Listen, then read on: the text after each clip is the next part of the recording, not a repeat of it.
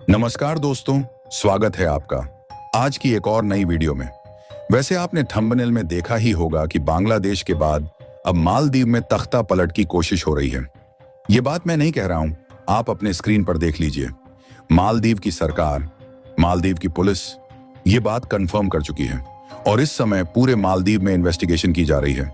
इस तख्ता पलट का क्या है पूरा मामला, कैसे तख्ता पलट हुआ और कौन ये करवा रहा है, चलिए मैं आपको यहाँ इस वीडियो में विस्तार से समझाता हूँ।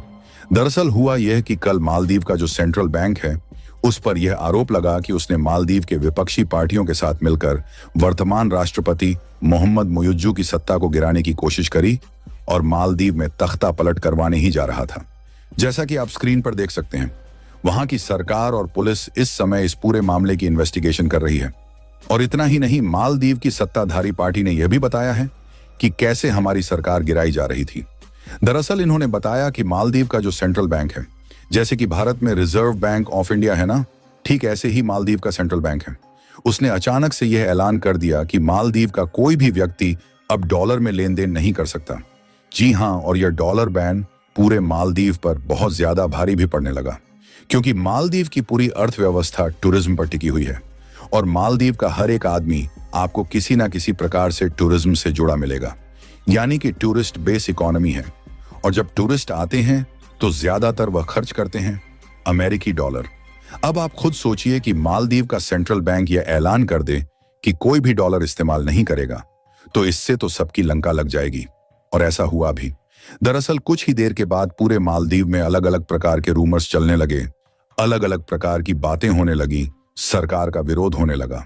और इसी को लेकर आरोप यह लगाया मालदीव की सरकार ने कि सेंट्रल बैंक ने फैसला लेकर हमारे तख्ता पलट की कोशिश करवाई है।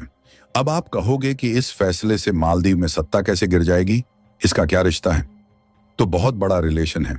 दरअसल मालदीव की सरकार ने ही बताया है कि इस फैसले के लेने के कुछ ही घंटों बाद मालदीव के अंदर सोशल मीडिया पर अलग अलग अकाउंट से यह खबर आने लगी कि सरकार पूरे देश को बर्बाद कर चुकी है। सब सड़कों पर उतर आओ और इस सरकार को उखाड़ फेंको। जी हां, ये मालदीव की सरकार का आरोप है विपक्षी पार्टियों पर कि उन्होंने सेंट्रल बैंक के साथ मिलकर उनकी इस प्रकार से सत्ता गिराने की कोशिश करी और ऐसा ही प्रोटेस्ट करवाने की यहां पर साजिश थी, जैसा प्रोटेस्ट बांग्लादेश में हुआ। और इसलिए अब मालदीव की सरकार इस पूरे मामले की जांच कर रही है। अब आप कहोगे कि मामला तो बता दिया, सरकार के आरोप भी बता दिए, लेकिन अब सच्चाई क्या है? तो मैं आपको सच्चाई बताता हूं। देखिए, मालदीव की इकोनॉमी पिछले 1 साल से सफर कर रही है, खास करके जब से ये मोहम्मद मुइज्जू की नई सरकार आई है, तब से इनकी अर्थव्यवस्था के लिटरली धागे खुले पड़े हैं। ये कभी चीन से, कभी भारत से पैसा लेकर किसी प्रकार से तो अपना बजट बनाते हैं, लेकिन पिछले 2 महीनों में तो सिचुएशन इतनी खराब हो चुकी है कि रिपोर्ट्स आ रही हैं कि मालदीव का खजाना बिल्कुल खत्म हो चुका है। कुछ दिनों के बाद इनके पास इतने भी पैसे नहीं होंगे कि यह पेट्रोल, डीजल या फिर खाने पीने की चीजें दूसरे देशों से इंपोर्ट कर पाएं, खरीद पाएं। जैसा कि बांग्लादेश के साथ हुआ है, आपने देखा ही है कि वहां पर हालत कितने खराब है और वहां की सरकार $1 बिलियन का कर्ज मांग रही है कि हमें कर्ज दे दो, नहीं तो हमारा देश डूब जाएगा। इसी प्रकार की हालत मालदीव की है।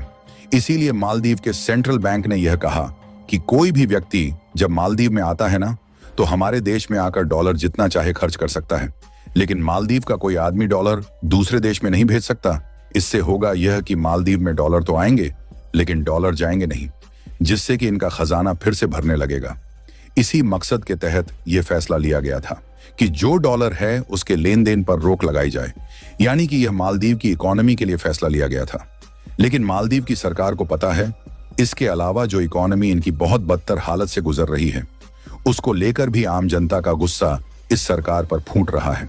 इसीलिए मालदीव की सरकार किसी तरीके से आम जनता को शांत करके अपने पक्ष में लाना चाहती थी, क्योंकि उन्हें पता है अगर ऐसे ही चलता रहा तो कुछ ही दिनों में जो हाल शेख हसीना का हुआ बांग्लादेश में, वही हाल मालदीव में उनके राष्ट्रपति मोहम्मद मुइज्जू का होना तय था। इसीलिए मोहम्मद मुइज्जू ने चाल चली, कहा कि जो यह सेंट्रल बैंक ने फैसला लिया है ना, यह हमारी सरकार गिराने का फैसला है।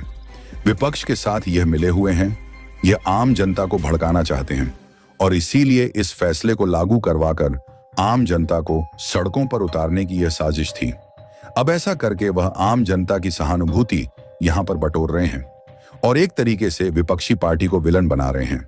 इससे आप समझिए कि कितनी बड़ी राजनीति खेली गई है मालदीव के अंदर।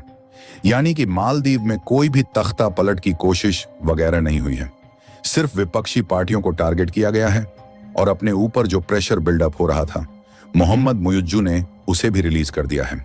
यानी कि एक तीर से दो निशाने। हालांकि सिचुएशन अब भी बहुत गंभीर है, क्योंकि फैसला तो लिया गया है आम जनता के खिलाफ। वहां पर चांसेस है कि वहां पर भी बांग्लादेश की तरह सिचुएशन हो सकते हैं, क्योंकि मालदीव की सरकार ने जो विपक्ष पार्टियों पर आरोप लगाए हैं वह सही है या गलत, उसकी इन्वेस्टिगेशन हो जाएगी। तब सच और झूठ का पता भी लग जाएगा। इसलिए मालदीव में आने वाले कुछ दिनों में कोई भी घटना घट सकती है। इस वीडियो को लाइक और चैनल को सब्सक्राइब कर लीजिए, क्योंकि जो भी खबर आएगी सबसे पहले आपको इस चैनल पर ही मिलेगी। और कमेंट बॉक्स में जय हिंद लिखना मत भूलिए। जय हिंद, जय भारत।